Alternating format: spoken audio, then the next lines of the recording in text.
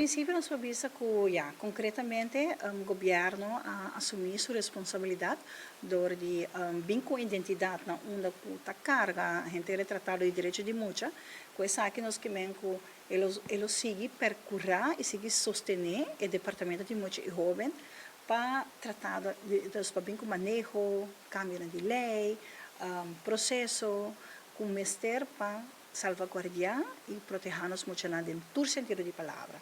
Então, não somente arriba abuso, mas arriba tur e 48, 42 direitos de muito que nós temos. O Departamento de Mulher Jovem mesmo está trabalhando basicamente arriba três, bota bisa três,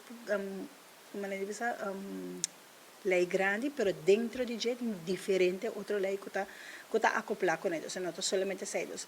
Cada por exemplo, Código de Proteção tem 4 outras leis mais que também está cai junto com eles, 4 outros artículos que também está cai junto com eles. Intervenção trempando em centro de cuidado, também está artículo do Tratado de Direitos de Mulher, pero van a dizer tem mais artículos também que também está cai bom de jeito. Então, você pensa que nós estamos dando uma forma estrutural então de manejo conciso, de manejo constante, que nos para atender para o bem-estar general de nós muchachos na rua. Seguir trabajando, de verdade, pone mucho central, não pone ego, não pone aspecto profissional, ni algo como maior, pone-nos muito na libera central. Mucha está nossa formada, mas não precisa sempre, está uma comunidade para lançar mucha. Ora que nós vimos que é muito não está perdido, não tem muito não está perdido. A comunidade está perdida, tem muito não reflexo de lo qual a comunidade está. Zorfa nos reflexo de nós muito não, está bom reflexo de lo qual nós que dona como comunidade.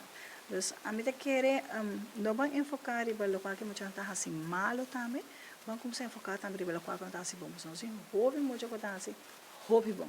Então hobby viaja é parte negativa, também tapa tudo o qual está sucedendo positivo. Então, me quer como social, como prensa, como social media, tudo caminho vão enfocar também o qual está positivo.